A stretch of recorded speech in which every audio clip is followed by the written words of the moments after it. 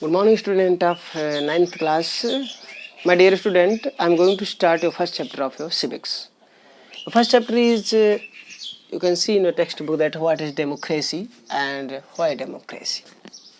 What is democracy and why democracy. Ab, in this chapter, only two things are important. Two things are important. If you think the meaning of chapter, what is democracy? अब you know that in your 6th and 7th and 8th class, you have studied in 8th class recently, you have studied about Indian constitution, judiciary, executive, these all the things. Okay? But in 9th class, you are going to understand about the concept of civics. यार आप कुछ वैसे facts नहीं पढ़ेंगे. हाँ, second chapter में constitution जो design उसमें इंडियन कॉन्स्टिट्यूशन के बारे में हम पढ़ेंगे. But here what is democracy? It means definition of democracy. Definition of democracy. What is democracy? It means definition of democracy. And second, why democracy? Why democracy? One thing. Why anything? Why anything? If you want anything, why? It means something, a special thing that have that person or that things. Suppose why Pratyush sir. अगर आपको षष्ठी पढ़ाना तो Pratyush sir से क्यों पढ़ोगे? क्योंकि Pratyush sir के कुछ फीचर्स होंगे. आपको लगता होगा कि प्रत्युष सर के फीचर हैं इसलिए हमको प्रत्युष सर पढ़ना, प्रत्युष सर से पढ़ना. हमको एक्स वाई जेड हमको कल्लू टीचर से पढ़ना है तो कल्लू टीचर का कुछ फीचर्स होगा. ठीक है. कुछ गिरधारी से पढ़ना है तो गिरधारी का फीचर्स होगा. तो that is all the things R Y democracy. So it means in this chapter you are going to understand only these two dimensions, but these are the things you will understand through some case studies. But here I can't explain case studies, but I'll explain only the what is democracy and why democracy. It means that to understand why democracy is, we will try to understand the features of democracy. And through these features of democracy, then we will understand that why do we need a democratic government in our country. Okay. The first your dimension is what is democracy. Everyone know the one basic definition of democracy given by Abraham Lincoln. Democracy is a form of the government of people and by the people for the people. But ये बहुत old definition हो गया. अब some definitions हम जो आपको कुछ जो thinkers हैं जो जिन्होंने दिया है उसमें आप main जो है अब्राहम लिंकन का आप उसमें दिमाग में रख सकते हैं. But two or three or four definition you have to know and you have to develop your own definition also accordingly. Democracy is a form of government in which people elect their ruler. Very simple definition. People elect their ruler and through free and fair election. Not only elect, it means if the people are electing in unfair way, it means not democracy. Suppose your government is controlling your election commission. Suppose your existed government is controlling election commission and you are voting, you know that we are voting and we are electing our rulers. But in unfair way, but there is no value of your vote. You are giving vote, but you are not finding return back the actual result. It means there is unfair treat of election. So that is not democracy. Democracy के जो features हैं we will discuss in why democracy. It means features of democracy. Democracy is a form of government. Democracy is a form of government you have studied in 7th class, in which people elect their rulers. People अपने rulers को choose करते हैं. And some thinkers I want to explain here from your side book. That is, democracy cannot important. These are many explanations are given here. But democracy is the theory that the common people know that they want and deserve a get in good and hard. Healthy democracy requires a decent society. It requires that we are honorable, generous, tolerant, and respectful. Okay? Abraham Lincoln क्या कहते हैं democracy के बारे में? As I would not be a slave, so I would be not a master. This expresses my idea of democracy. इन्होंने ही दिया था कि लोगों का शासन है, लोगों का शासन है, कैसे क्या करेंगे सब कुछ। अब इसमें डिफरेंट फॉर्म जो केस स्टडीज हैं, all the case studies which are explained in your textbook, I suggest you to read them, read that case studies and try to understand the outcomes of. You will understand after that what is democracy. Okay, so what is democracy? I hope you have understood that कि इसमें हम चुनते हैं. Why democracy? Here if the question arises here that why democracy? What is the feature of democracy? It means the features of democracy. अगर हम features of democracy की बात करें तो कुछ फीचर्स होते हैं, जिसमें हम सबसे पहले इंपॉर्टेंट जो मानेंगे, free and fair election. Free and fair election. Second, there are four features are given here in your elected representatives. आप इसको भी दिमाग में रख सकते हैं,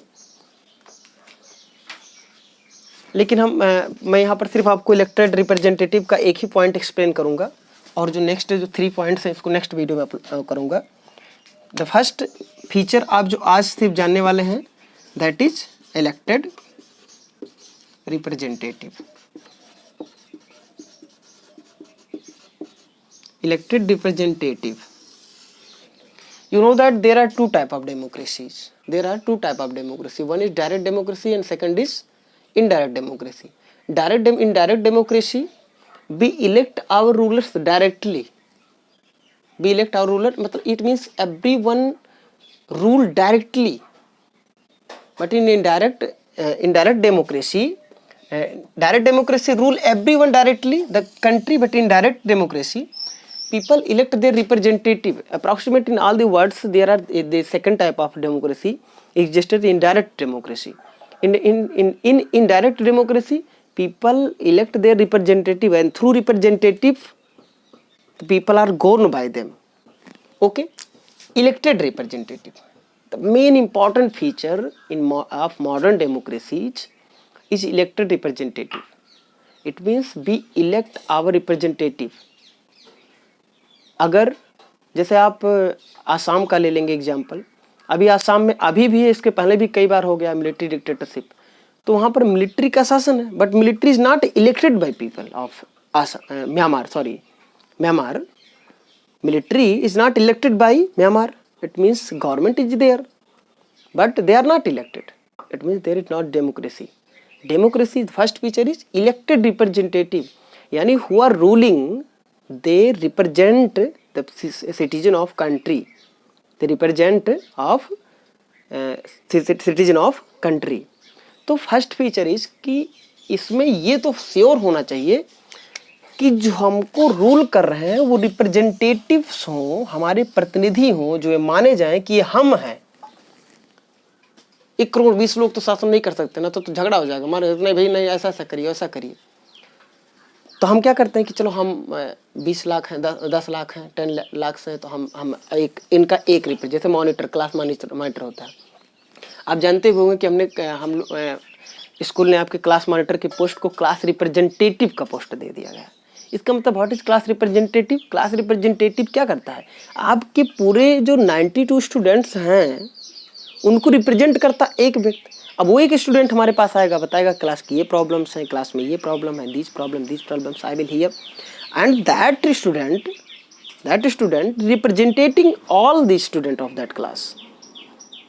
similarly one representative represent many people of any constituent area, constituent units. You know that our country is divided into many constituent units. विधानसभा या संसदीय क्षेत्रों के बारे में आप जानते हैं. और इस तरीके से ये पहला जो फीचर है, फर्स्ट फीचर, इसको आप थोड़ा डीपली इसको अंडरस्टैंड करेंगे और कुछ एग्जाम्पल के थ्रू कि किस तरीके से परवेज मुशर्रफ का, कि किस तरीके से उन्होंने मिलिट्री डिक्टेटरशिप किया पाकिस्तान में, तो इलेक्टेड मेंबर नहीं थे. तो इलेक्शन बहुत ज़रूरी है. और कहीं कहीं पे हम ऐसा भी पाते हैं कि इलेक्शन होता है लेकिन वो अनफेयर वे में होता है.